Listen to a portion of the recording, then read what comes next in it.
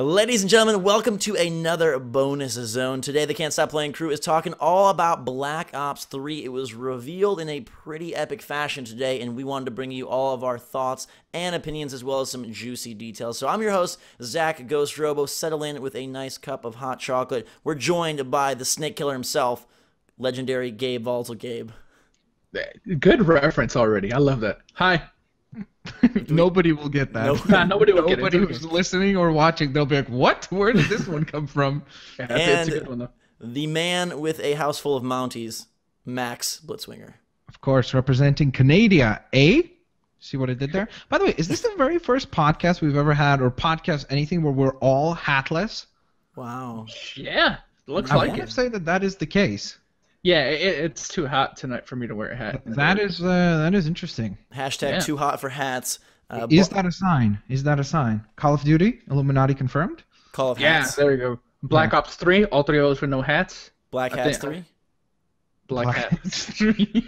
That's going to be an app like tie-in or something like that. I mean, it does have a gunsmith where you can customize all sorts of camo and stuff, so don't rule hats out. We got a trailer, and we got a heck of a lot more info because Treyarch flew out about 10 or so outlets and YouTubers and whatnot to play the game, actually, which is, I thought, a little bit surprising considering it's April, and this thing got a release date on November 6th. But it is back in the future. It is Black Ops 3. It has a heck of a lot of stuff. We could start at any point, but I think we probably start with the multiplayer because that seems to be the biggest point of change.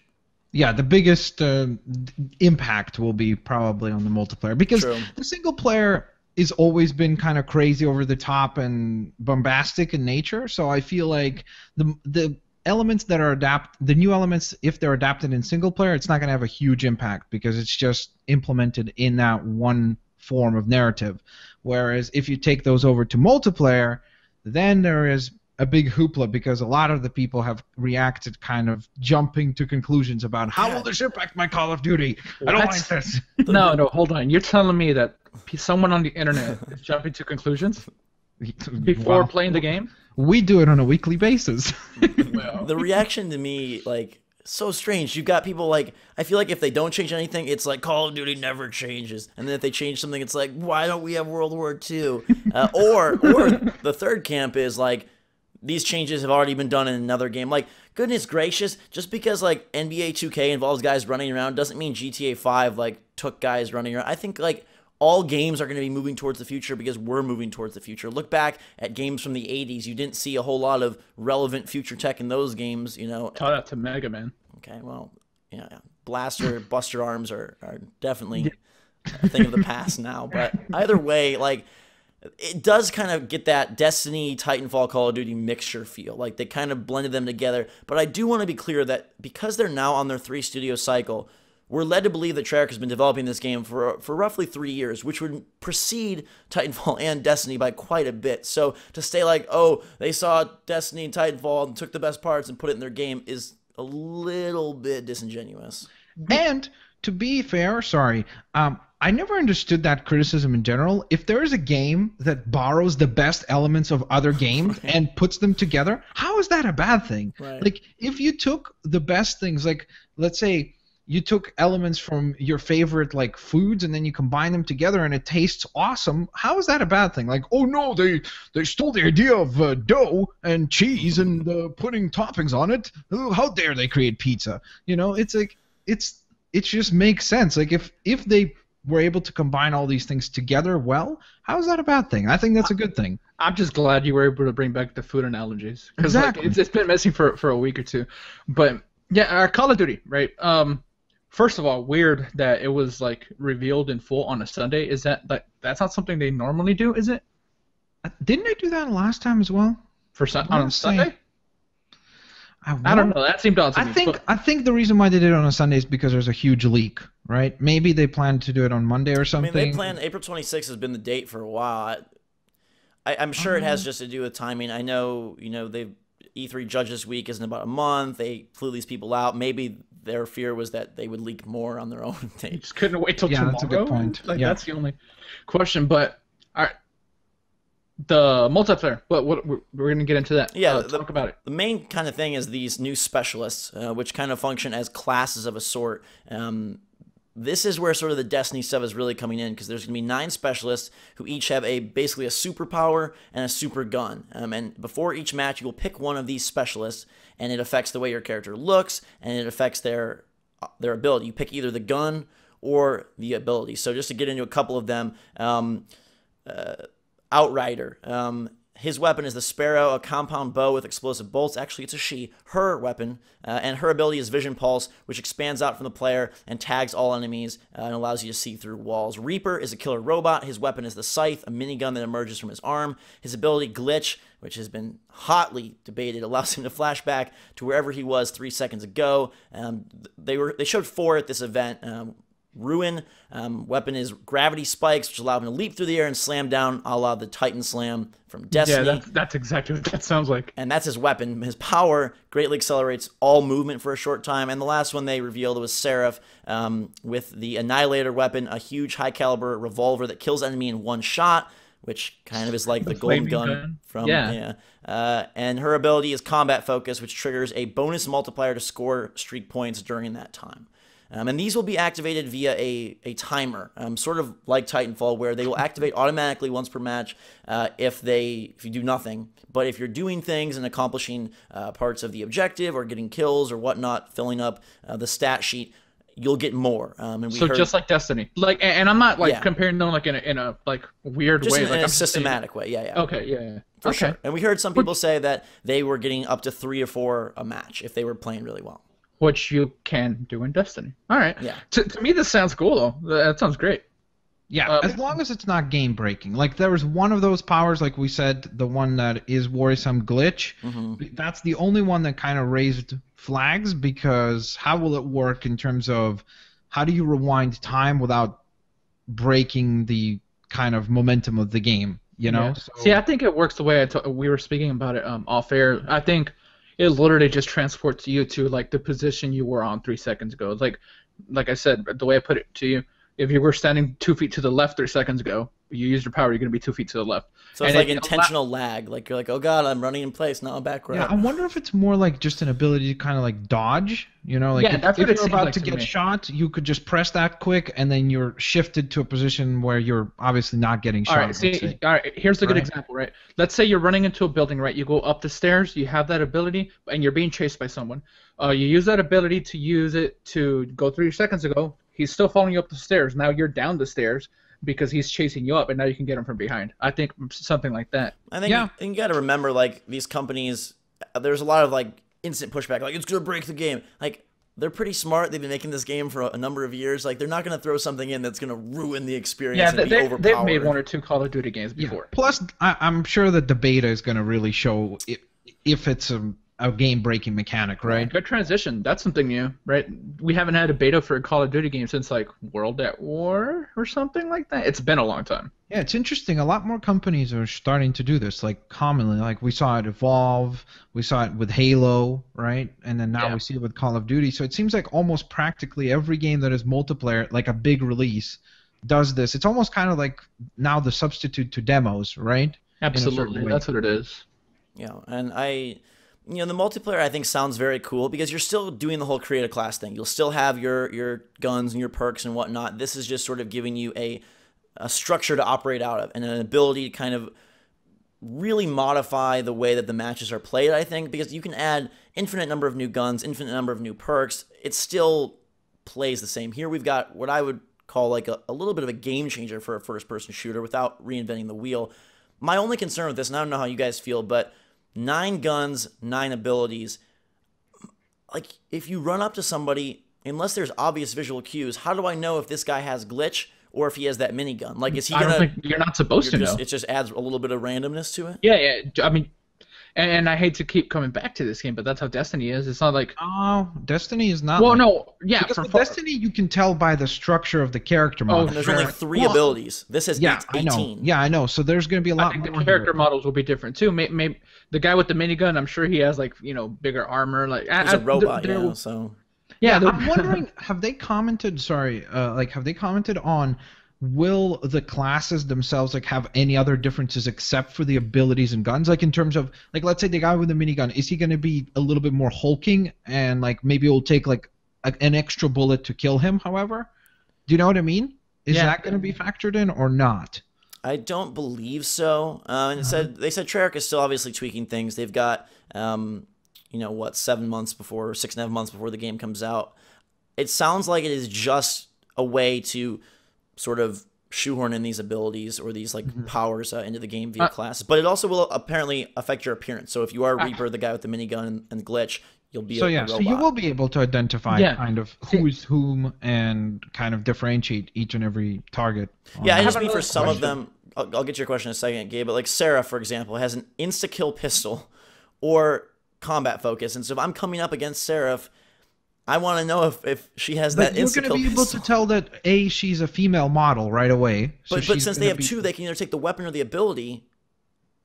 Like, I would love to know if she's got that one hit pistol or if she's going to pull out just a random... But I don't think that plays out. I don't know. Pistol. Maybe, but I almost feel like I would prefer for them to not tell us that much. Like, the only differentiation I would want to know is like, hey, okay, this is the Seraph class, and I can expect one of two problems arising. Because I feel like that will add an extra element of surprise, right? Like an extra element of challenge, and that would be interesting how it translates into competitive play too, right? Because then you have to account for that, and how will that all work? Gabe, what was your question? My question was, these are not persistent, right? This isn't Destiny, like you have 3 characters, like, let's say I have a Warlock, a Hunter, right? That's my one character. No, your creative class will be persistent, but you'll be picking a different one of these specialists each match. And they did also get into sort of the flow and feel of the match. The general like fear online was, oh my god, it's going to be even faster, more futuristic, but apparently the game has been... that element of Advanced Warfare where you feel like you're getting shot from all directions and just ruined in a moment's notice has been toned down. Your thruster is more of a gradual jetpack, so you'll jump once and then thrust slowly. More like Halo 4. Yeah, as opposed to like quick dashes to the side. And from listening to some YouTubers, they said that almost all, if not all of their gunfights took place on the ground. It wasn't like guys are flying everywhere and, shooting from the skies. Basically, Treyarch said that ladders are really slow. They wanted to have vertical battlefields, and this gives you an opportunity to sort of jump into a window, mantle over a ledge quickly, or, try and dodge. But again, since it has that sort of momentum to it, you're not going to be able to just boost out of the way instantly. Yeah. Well, again, we also have to think about the fact that they've had one sit down with it, so over time the game can evolve. So I'm guessing that's why they are doing the beta, to really test that out and see, is that a flaw, is that an actually positive thing? Because you have to think about this also, like how do you readapt your entire user base to now once again go back to a slower gameplay, right? Because everybody just got used to Advanced Warfare. They kind of built us to it with Ghosts, then Titanfall and Warfare, and then now they're like, hey, we're going to go back to something a bit slower. So we'll see if that actually plays into a positive or negative. What I'm interested in is, I wonder, is there going to be any element of like the formulation of teams on the basis of these powers? Because what if everybody on the team is just one specific set of powers? If one power becomes the one that's most popular, it will kind of make this upgrade null and void, So it's going to be interesting to see if they're going to be able to say, okay, hey, each one of these powers really kind of specifically fits well with a certain playing style, which is why I'm wondering if there's more to them beyond the gun and the ability. You can easily see already how different specialists would fare better in certain modes. For example, Ruin has overdrive, greatly accelerates all movement. If you're playing CTF or whatever, you get in, use that there. That's a good point. The other thing is for very high competitive play, professional play, I think it adds another element to the casting and just sort of the identification. Imagine if you could be like, oh my god, Reaper's gonna, he's got his scythe out, he's gonna use that minigun, and that's just another fun thing. Here he goes, this guy is, he's our Seraph, and so her one-shot pistol, when he pulls that out, everybody on the other team scatters or whatnot. It gives you a chance to kind of... that's true. Yeah, it adds a whole nother dimension of excitement to the game, which, to be fair, was a little bit lacking because a lot of the upgrades lately have been kind of tippy-toey. There hasn't been huge things, and this really can either change it for the better or the worse, of course, because the response online has been kind of almost 50-50. Like, it seems like a lot of people are excited about this, and then there's the camp that is saying, nope, what are you doing to my Call of Duty? And where do we fall on that? Like, the Destiny Titanfall, like, are you happy that they're integrating those elements? Does it piss you off like some people? I like it. I, for one, think, why not? Like, taking Destiny's best aspects, putting them in your game, now means that Destiny has to do something different for the next one. Mm-hmm. So I'm all for it. It sounds good to me, at least. And this is just a multiplayer portion only. Again, I don't know very much about the other stuff, but sounds good to me. What about you? I think I really like it because I thought Titanfall did some things very well. I think Destiny does some things very well. King of first-person shooter multiplayer is still Call of Duty. Treyarch has put out some really good games, you know, their recent history. Now you bring in powers, you bring in sort of the wall running, because there is mantling, wall running, that quicker movement. So to me, I got the sense that the gunplay, the firefights are slowed down a bit, but the movement is still quick. So it's not like we're, you know, plodding around. And, you know, I like the fact that there's 18 different choices, 9 specialists, but the double choice, like, that's cool. Destiny has 3 powers, and that gets really boring really fast. But now having 18 to pick from, I think as a casual player as well, it gives you an extra incentive to go in there because you're guaranteed to get this super cool ability at least once per game, right? Kill streaks, score streaks, they're still in there. They'll still be difficult to achieve. But if I'm, you know, General Joe, I can still get in there and do something really awesome before General Joe is experienced on the battleground. He would do quite well. All right. Okay. He's going to get all sorts of gravity spikes and Yeah. I'm basically piggybacking off what you guys said. I agree. I'm actually excited because I think, again, it is a really interesting set of mechanics. I'm interested to see how will it work with, like, does it benefit your team to, let's say, each pick a different type of class and kind of work off of each other? You know, like one class is faster or something, whereas the other one is going to be able to kind of support him from behind with a heavier weapon and so on and so forth. So I am excited about that. I think it'll be really interesting to see what they do with it going forward. And like you said, Treyarch, in my mind, is the best team right now going. So I think that so far, you know, they've not disappointed. So I want to see what they do next. Building off of that, the other thing I wanted to transition into is the levels, the environments and such. They talked about, there's going to be a little bit more diversity, like we saw, like jungles and snow, and then B, they said you can also swim. Mm-hmm. So they kind of did a little bit of water stuff in Advanced Warfare on that level that can get like watered in. Flooded, yeah. Yeah, it can get flooded, but it wasn't like very extensive. It was only like one water pipe that you could kind of swim through on the multiplayer. Yeah. And this one, it sounds like there is going to be more of that. Like, you're going to be able to use water as cover. So you're going to be able to, as they mentioned from what I recall, you're going to be able to be underwater, then jetpack out of the water, let's say, attack, take somebody down, and then dive back into the water and make your way continuing to your pathway. So you're an alligator. Yeah, but it sounds cool. It sounds dynamic. It does sound very cool, sweet. Yeah. And before we transition to some of the other components of the game, I thought it was interesting to see all the MOBA references being made about these abilities. That's sort of the hotness right now, is, you know, choosing a character that's your favorite. They made mention that the maps are all very, you know, 3-lane focus, and it's still obviously totally a shooter, but you're beginning to see that creep from League of Legends and Dota, like, oh, favorite characters, a killer robot, a crazy girl with a bow and arrow, like that stuff is kind of coming into now your mainstream, you know, military shooter. How can it not, when, like, literally an hour ago there was a MOBA on ESPN2, which is crazy. Finally, that's a great thing. That is good progress right there. Yeah, Heroes of the Storm, I believe, was the one that it was on ESPN2, not ESPN whatever other, because they have another one that they do put video game stuff often. But this one, like, ESPN2 is a big deal, man. ESPN. I don't know if it'll get there anytime soon, but it's still a great step. I wouldn't be surprised if we see it in the next 5 years. Yeah, cool. So single player is in the future. It's set in 2060, 35 years after Black Ops 2.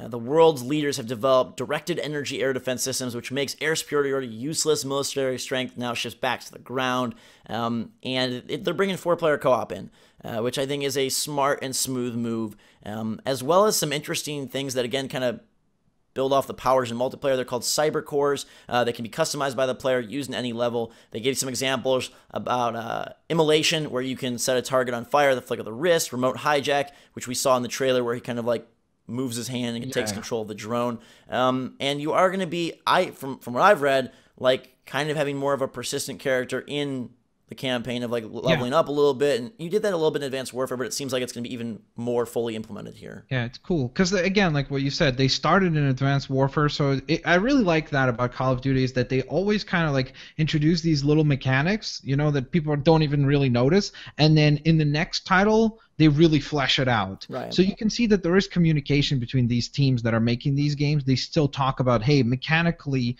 and the systems we put in place, what do we want to do over the next 9 years, let's say, right? Because that's the next 3 titles or whatever. So they discuss all that, and it's really cool to see how all of those things are built upon. So that's really neat. One thing I noticed in the trailer, maybe I'm wrong, but it felt like most of the time in the single player you're fighting robots, right? Like it seemed like most of the time there's a lot of like Metal Gear-ish mech type stuff going on in there. Yeah. So I almost wonder if you're predominantly fighting other tech. I mean, we did see the sort of the like, what do you call it, like the story/tease trailer that had like a very Deus Ex vibe. Ember was the teaser. And they even mentioned that there is now these DNI systems, direct neural interface technology, that gives soldiers complete control over their physiology. And they can control computer systems. They have enhanced cybernetic limbs. So whether they're full-on robots or half robots or quarter robots, it sounds like that's definitely going to be a big part I'm going to go out on a limb that at some point that technology fires back on you in the campaign. Like somebody takes control over your hand or something like that. Say it ain't so. Left stick to control this guy, and the right stick, you're like, no, pull back. No, I don't shoot myself. Yeah, that's probably going to happen. What do you think about the co-op thing, though? I mean, they claim that they are making the levels so that they're more open, have bigger paths, so that you can have 4 people, although they'll also have some smaller routes for 1. Call of Duty has always sort of been like that summer blockbuster linear ride. Do you think 4 people makes it better, worse? No I think change? It makes it better. I think it'll be more fun. Like, Halo has always had co-op, and it's always still been like very like story-based. I don't think it takes anything away from that. You're just going to be like another soldier out on the field. I don't think... Well, unless like maybe there's like 4 main characters, right? And you each, if you want to play co-op, you get to control one of them. Because when you're playing Call of Duty, you always have like, let's say you have Pierce with you, and you're not necessarily controlling him, but he's always predominant in what's happening. But now, if there's a player controlling him, I don't see why that can't work. But I think the problem with it is, like, let's say take Assassin's Creed Unity, right? Like, the issue I feel like whenever they do co-op, if they do it like what you just said, where it's controlling that other character, that character instantaneously becomes super duper boring and flat because they can't do as much stuff with that character because they can't take the risk that, hey, are you playing co-op right now or not? And if you're playing single player, that character will have certain lines, but if it's being controlled by somebody, obviously that character won't act the same way, right? Because then you're experiencing like a completely different campaign depending on which character you're controlling, right? Like if we take Advanced Warfare or something like that, if you controlled like oh god, what's his name? Not Mitchell. No, it's Marcus and somebody else, and I forgot his name. Whatever. If you control Marcus, you get one type of storyline, right? Like you, spoiler alert, you lose your arm, and it's told to that perspective. But if you're controlling, let's say, his partner, his new partner, I forgot his name. It's something with a D, and I don't know why I can't remember it. But if you play as him, then you're going to experience a completely different campaign. So therefore, that means whichever 4 characters you're controlling, they all have to be the same because they're not going to design 4 different perspectives of a campaign, right? Sure. I mean, because they could just do the Halo thing and like, there's just 4 of you out there, like, and there's like no context to it whatsoever. Like, and that's the problem. I don't think that matters. Like, I feel like if they do the no context thing, then in Call of Duty, almost always people love those side characters. People I think it's going to be though still. People love like all those that character that is with you, but you're not controlling. People love those characters. So I think it's Soap and so on and so forth. So for sure going to be forced perspective in the cutscenes though. I don't think they record like 4 different cutscenes. No, that's what I mean, and that's why I hope that it's not controlling another character. I hope it's just literally like, all of you guys are there together, Four and twins. you're kind of almost like playing the same kind of perspective. Yeah. I prefer that, honestly. My only concern with this is that in Halo, you brought that up, Gabe. The AI is quite dynamic. The battlefield features a lot of different types of enemies. You've got jackals with their shields. You've got all sorts of stuff going on, grunts, and it's elites. It's very different. The AI in Call of Duty single player is much more of a shooting gallery than sort of a chessboard. Has been. Yeah. And so if you got 4 people kind of all just pointing your triggers, does that just cut the missions in a quarter? Do they just make the enemy count 4 times? They've claimed that they have made this 4 co-op, like that has been the goal. But how much does that come through? Only time will tell.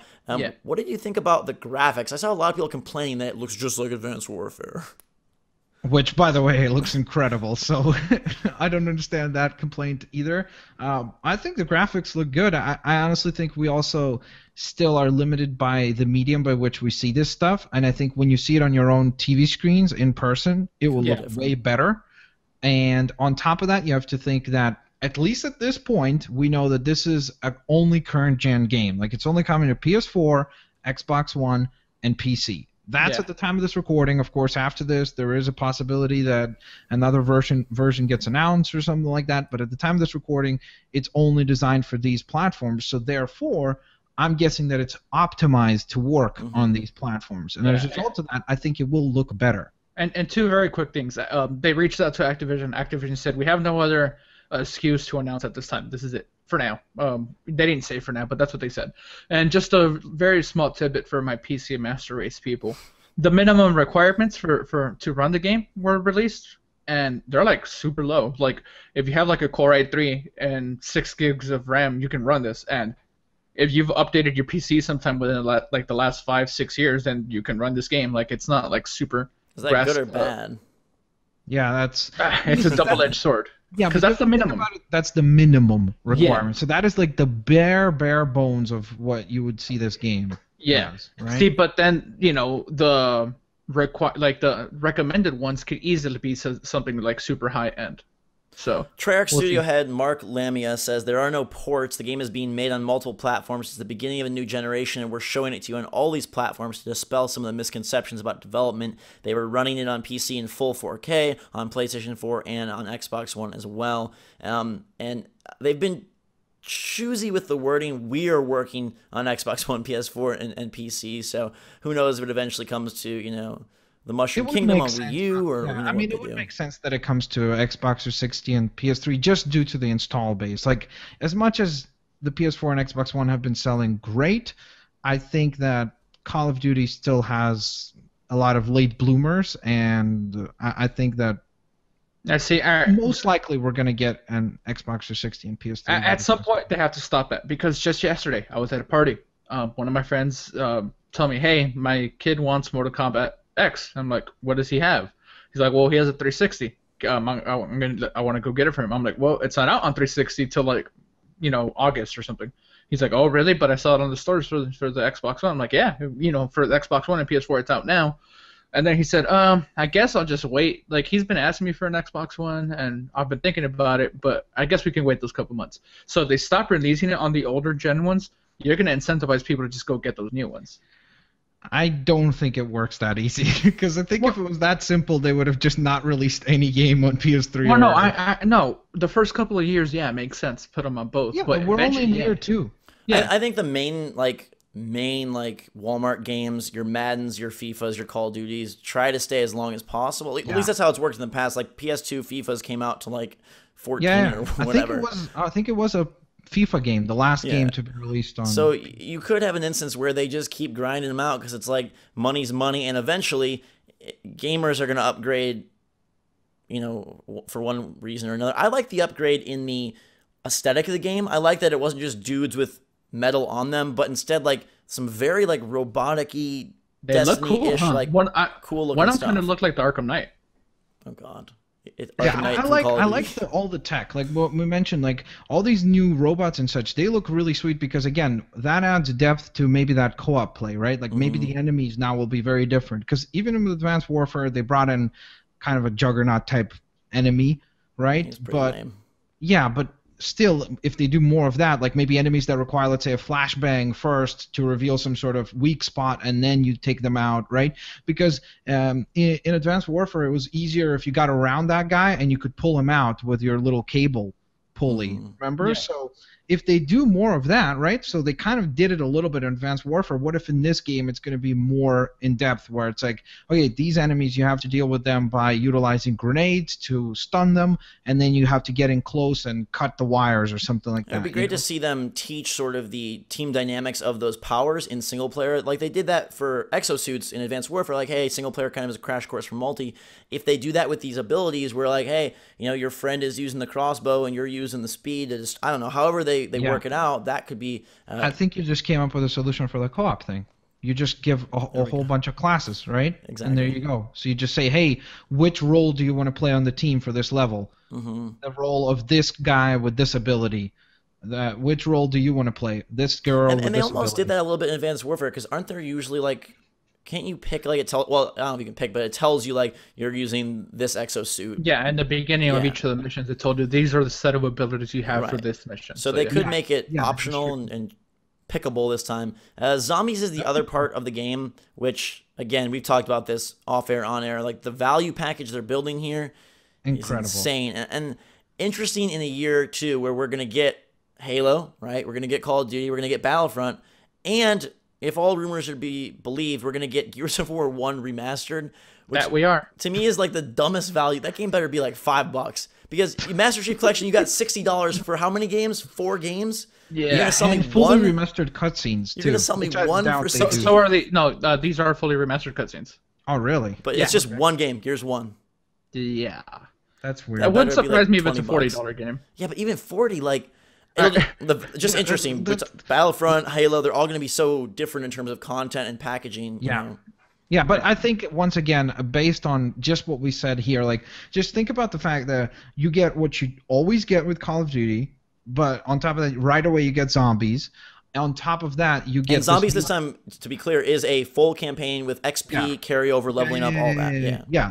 And then you get also, on top of that, this new co-op mode, whatever that is, and maybe that is also different.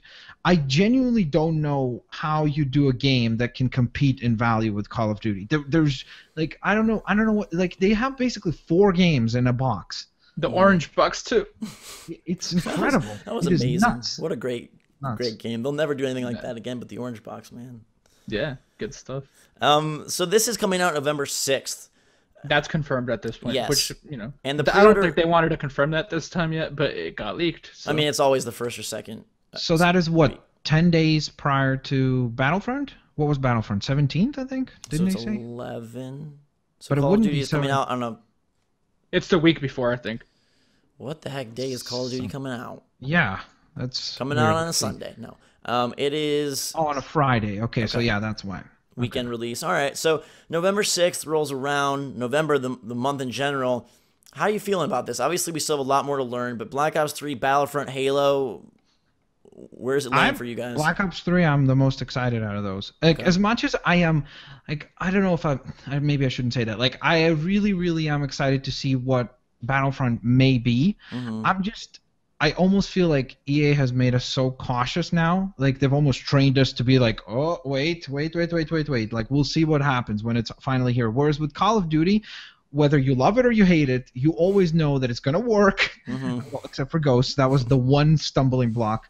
But other than that, it's going to work. It's going to run well. It's going to have a solid campaign. It's going to have an install base for a while. Yeah. So it's like, because of that, I have to, like, from a perspective of enjoying and having a good experience out of the box, I think that right now, for me personally, Call of Duty is the best out of those specific 3 titles. All right, so very quick, like real lightning round, not podcast lightning round. Battlefront, Call of Duty, Halo, Gears of War. Rank yours real quick, Max. From most excited to least excited. Call of Duty, Battlefront, Halo, and then Gears. Okay, what about you, Zach? Most excited, or which I think is going to be the best? What are you most excited? My personal excitement, Gears at the bottom for sure, and then from there, oh gosh. See, this is where I feel Halo 5 is going to come really interesting, because are they packaging in a horde mode type thing? Are they packaging in some third offering besides their arena multiplayer and their campaign? You know, it could be, but the thing is, you have to go off of now. Right what now. you know just right now, based on the fact that, like, again, because my opinion may change too once we know all this. But you see, Call of Duty went out guns blazing. Right. Advanced Warfare also claimed though to like change the series, and I felt like that game, while being like more twitchy and crazy, was still very much Call of Duty. Okay. So I'm gonna go Battlefront, Black Ops, Halo, Gears. Okay. So you went called Battlefront? Yeah, he just switched my 1 and 2. Okay, all right.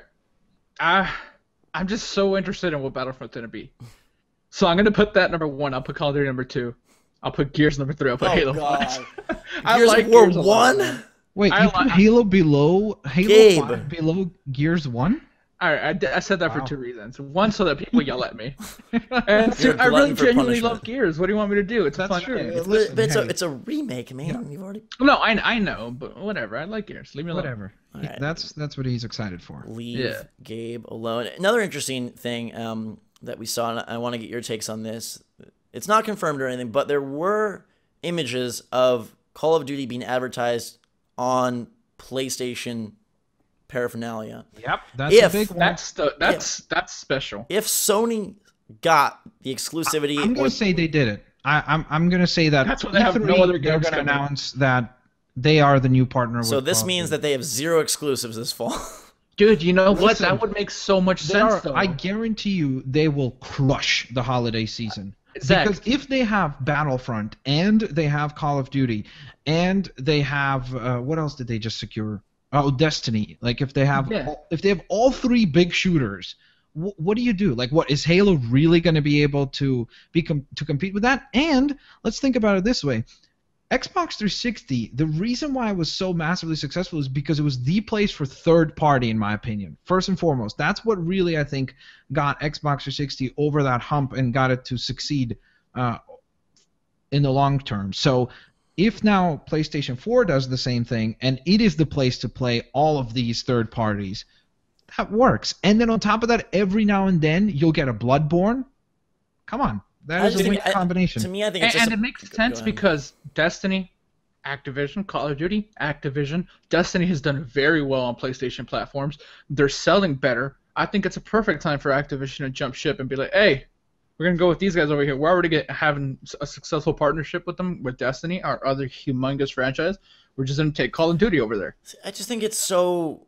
Because honestly, what is it? It's the PlayStation logo at the end of the commercial versus the Xbox. It's not like all of a sudden... And getting the DLC packs. DLC. That's the one that's going to be a But big not deal. more, just earlier. Yeah. Way earlier. But it made a difference. I know it makes a difference for Xbox. sales. I would just rather have a game. Like, I would honestly rather have a game. The only thing that I will say in defense of Halo, I'm not even the biggest Halo fan, but they are going to be the last to show their hand. And as the only exclusive of the major shooters this fall, they have an opportunity, I feel, to push the visuals more than any of the others. And to sell a lot less. Okay, that's fine. But I'm just saying, in terms of like straight up game, not worrying about dollars right now, just game-wise. Well, if they optimize it for the Xbox One, because you have to remember that if we put them just in a vacuum, the PS4 is more powerful. Sure. So... But I'm just saying, typically exclusives take the most advantage of their respective console. Course. Yeah, because they're optimized for that console specifically. Yeah. So Halo 5, I feel like they're in a very like sink or swim position right now, almost a predicament, because they either have to impress the hell out of people at E3, or I feel like they're losing. Maybe I'm off base with this, but I feel like they're losing a lot of mind share over the years. The Halo series. Yeah, I think that is absolutely correct. They have a chance to come grab it or not. You know, and Master Chief Collection, you know, it soured a lot of people. Like, hey, like this thing just doesn't work. Like, come on. And I don't hate Halo whatsoever. I'm just not like crazy big into it. But I don't mean to like try to tear that franchise down, but people have become disenfranchised with it. Like, that's just the thing. Yeah, I mean, at the end of the day, finally, I did it. You see, I kept off for like 2.5 podcasts. Yeah. We got classic Max here. We got the food. We got it at the end of the day. But at the end of the day, I think that we want them to all be awesome. Like in an ideal world, all of these come out and they're terrific and unique. yeah, I hope that they're all fantastic. I hope that Call of Duty knocks it out of the park and it's something mind-blowing, and then Star Wars does this completely different thing with a property, right, where it's a bit different because it's using an existing property, so obviously it has some limitations, but maybe they do something very interesting with the battle and the scenery and so on and so forth. And then Halo comes out, and they kind of in some way reinvigorate themselves as well, because again, like we said on the last podcast, for me personally, I really like the world of Halo. I just have not been given a reason to love it. Like, so I hope that this game will be like, hey, here you go, like you love all this world, but now here's a reason to kind of like captivate your attention to keep playing in it. So that's what I'm hoping for. Yeah. I think it'll be it's shaping up to now be a very like FPS focused fall, which should be interesting because it usually is. Well, to be fair. But at this juggernaut of a level, having Halo, Call of Duty, Star Wars, and Destiny, which we're assuming they're going to release some major expansion, all kind of going head to head in that October-November timeframe will be interesting. Big year then, right? Like you can't argue that until they're they're not delayed getting games anymore. Until they're delayed. Well, I mean, Call of Duty won't be delayed. I doubt Star Wars Call won't of be Duty, delayed. Halo or Star Wars get delayed. So yeah, I don't think any of those. Out of those, the only one delayed likely is probably Gears. Yeah. Don't you say that? I just hope that it really comes through. They're very confident. They show the game early. It's confirmed that it will be playable on the E3 show floor, which never happens with Call of Duty. They'd sit you in a room and show you the trailer and say, like, what do you think? It's playable at E3, at Gamescom. They're doing a beta. It wouldn't surprise me if they do. I'm sorry, I cut you off. No, like what Hardline did last year. Like, hey, there's a beta for this. Like, now, go do it. I mean, they're talking supposedly like September, October time frame for it. Sure. But either way, like And this is Treyarch also, who is. And then that's what I think makes me more optimistic. I was gonna say I'm cautiously optimistic, but that developer name pushes me from cautiously to like confidently optimistic. Every game wants to say it's like the greatest thing on earth, right? But we at least have, hey, we've played their stuff before, and typically it's been very, very high caliber. It's not like a new developer, Sledgehammer, trying it out. My favorite Call of Duty is Black Ops 1. I think that was the best campaign ever, like done. Mine is Black Ops 2, so yeah, we're right in You mean ever in a Call of Duty? Like in any Call of Duty game. Yeah, but no, you said the best campaign ever. I'm like, whoa. Okay, sorry.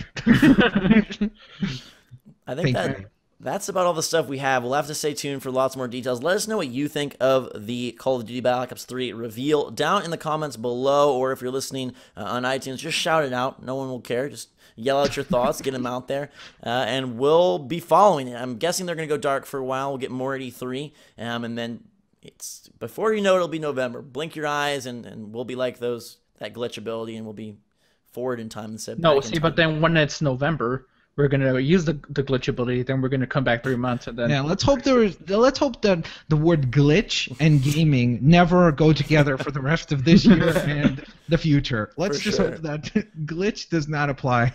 Before we leave, I do have to mention one shooter that we're forgetting in all of this hullabaloo. Nah, don't you, squids. Okay. Splatoon is coming out this year. It's gonna steal the summer and capture the hearts of shooter fans everywhere. Before these guys, why are you laughing? Nothing. It's just Splatoon is the most original shooter in years. They've got squids. Last lightning round: Splatoon versus Gears of War remake. Yeah, what do you care less about, Zach? Me? Yeah, what do you care less about? What do I care less about? Think long and hard, okay? I mean, yeah. Well, at least we know that Splatoon will be the most memorable, right? Leave Marcus Phoenix alone, guys. You guys let's hope it will be. Call of Duty Amiibos coming this December. That sounds good. And we'll be coming back next week with another podcast. Thank you so much for listening. Follow us on Twitter, twitter.com/GhostRobo, twitter.com/BlitzWayne, twitter.com/VolatileGabe. And make sure to tweet Game Riot. It's his birthday. Send him a heart and tell him I love you. Yeah, tell him belated happy birthday. Like an emoji heart. Get serious about it. This is like girlfriend status heart, not just like, a video game like I love Call of Duty, like Carrot 3. None of that weak sauce. Get serious. Tear out your real heart. Like, just do a fatality on yourself. Put it in a box. Get us out of here, man. All right, until next time, everybody. Thanks again. Drink your Call of Duty, and we'll see you all later.